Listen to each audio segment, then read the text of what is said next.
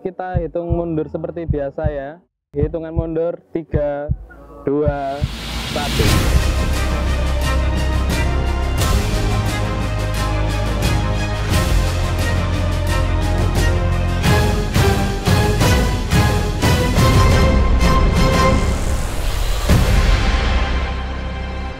Dahulu kala, sebelum gedung-gedung menjagar langit, sebelum deru kendaraan membelah kota, disinilah, di tanah yang dijaga aliran air, sebuah kisah agung bermula.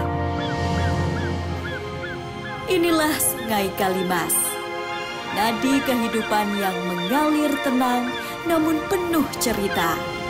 Dari kejauhan, para pedagang berlayar, membawa rempah-rempah harum, sutra lembut, dan kerajinan tangan dari negeri seberang.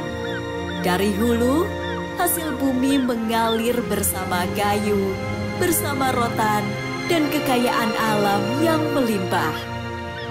Di titik pertemuan antara samudra dan muara, antara utara dan selatan, lahirlah sebuah kota. Kota yang kelak dikenal sebagai Surabaya. Tempat di mana dua dunia bertemu dan sejarah besar mulai ditulis. Oleh air, oleh waktu, dan oleh legenda yang akan segera kita dengar bersama.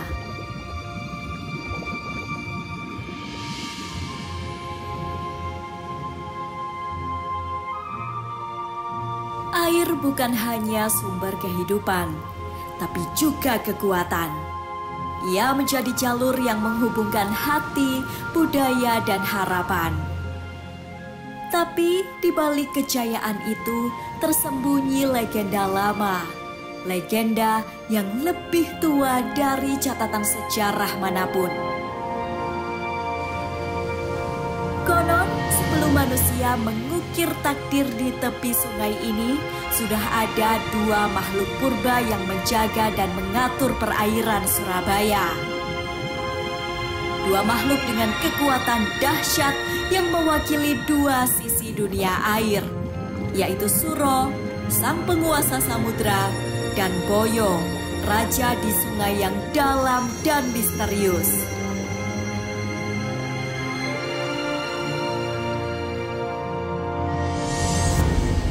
Inilah kisah tentang mereka, tentang awal mula perselisihan dan perebutan wilayah kekuasaan, tentang bagaimana pertarungan antara samudra dan sungai mengguncang dunia, dan tentang bagaimana dari kisah itulah nama Surabaya akhirnya lahir.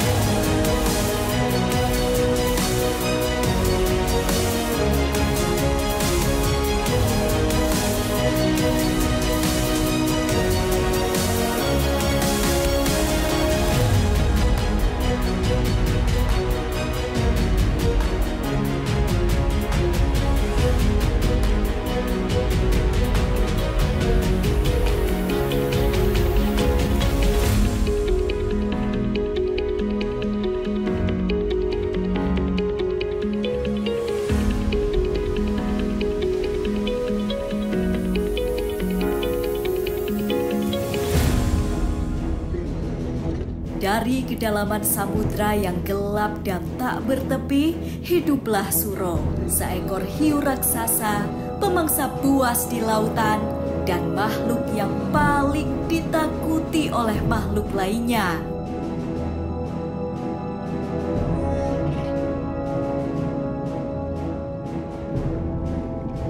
Akulah Suro, si Raja Lautan. Semua makhluk laut gentar melihat siripku. Siapapun yang mencoba melawan sudah pasti jadi makan siangku. Laut ini tidak cukup bagiku. Tidak ada salahnya aku berburu di wilayah perairan lainnya. Aku makhluk terkuat. Siapa yang berani melawan aku?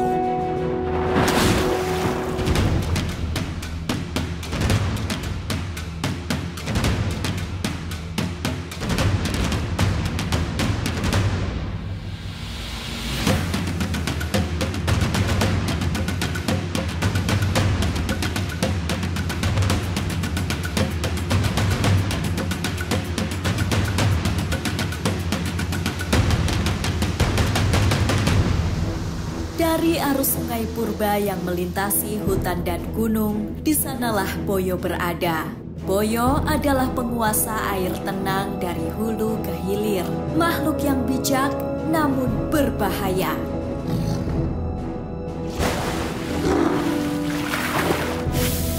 Sungai ini adalah wilayahku. Akan kujaga dengan jiwa ragaku.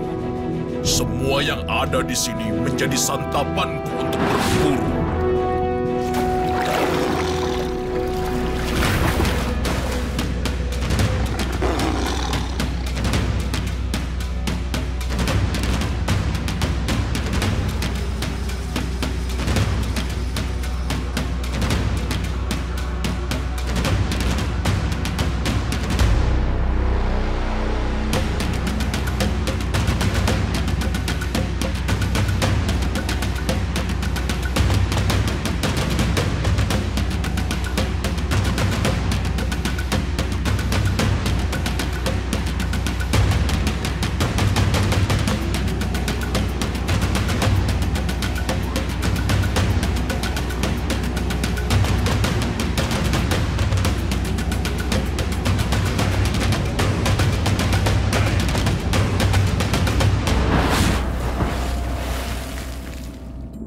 Hari-hari berlalu.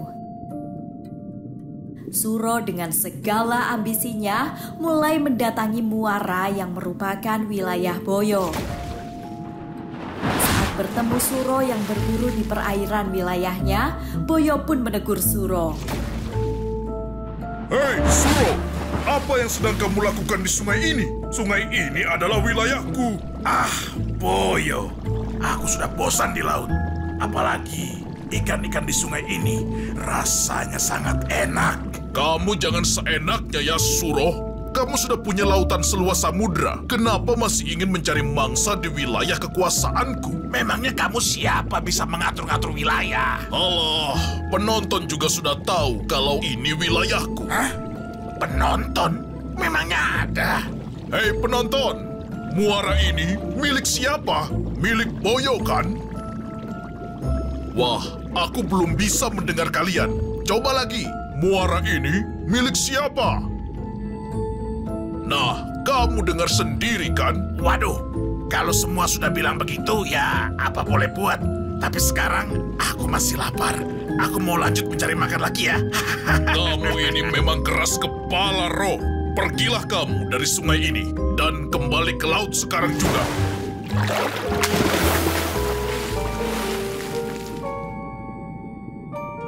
Diselimuti rasa tidak puas akan kekayaan lautan, Suro yang sudah bosan dengan santapannya berpikir memberanikan diri untuk berburu lagi di perairan milik Boyo.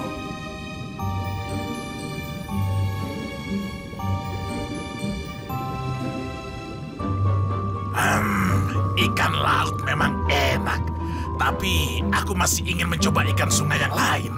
Apa sebaiknya aku pergi ke muara lagi ya? Semoga saja tidak ketahuan si Boyo. Hari demi hari, hasil buruan Boyo seolah berkurang. Boyo pun merasa heran dengan kondisi yang dialami.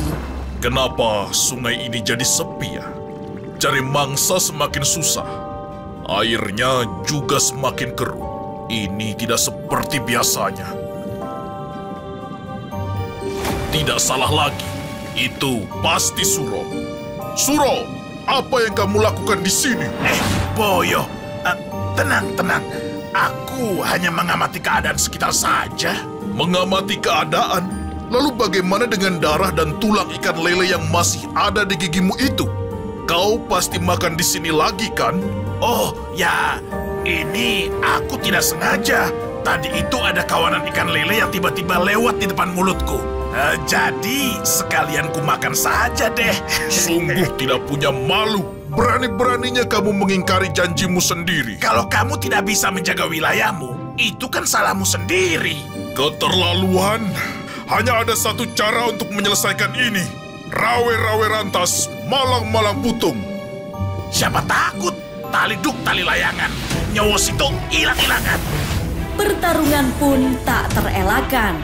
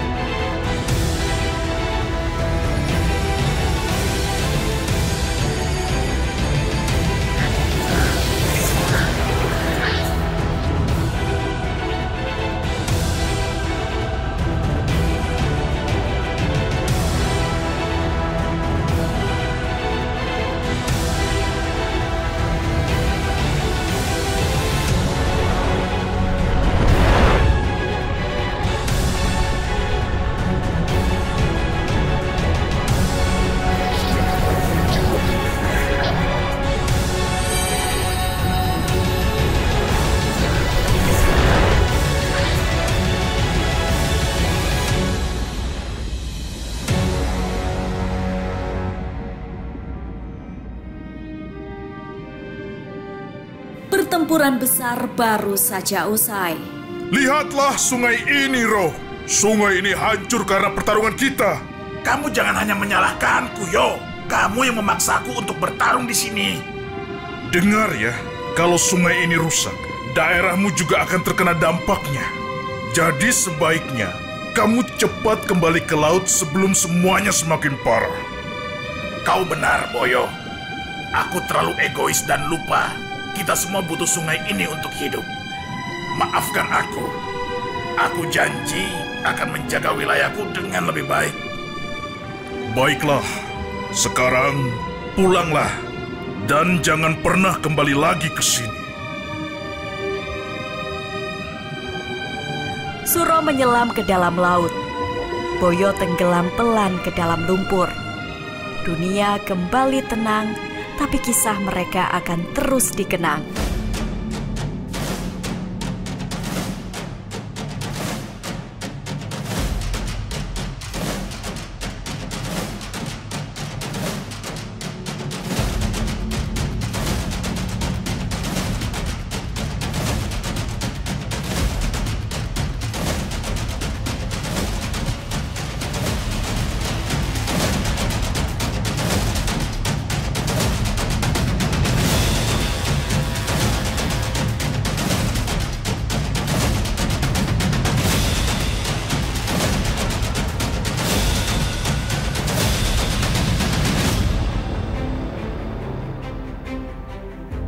Dalam perjalanan panjang sejarah Surabaya, figur Suro dan Boyo pun diabadikan sebagai simbol kota yang menyiratkan semangat kepahlawanan arek-arek Surabaya dalam perang melawan siapapun yang mengganggu kedamaian kota Surabaya.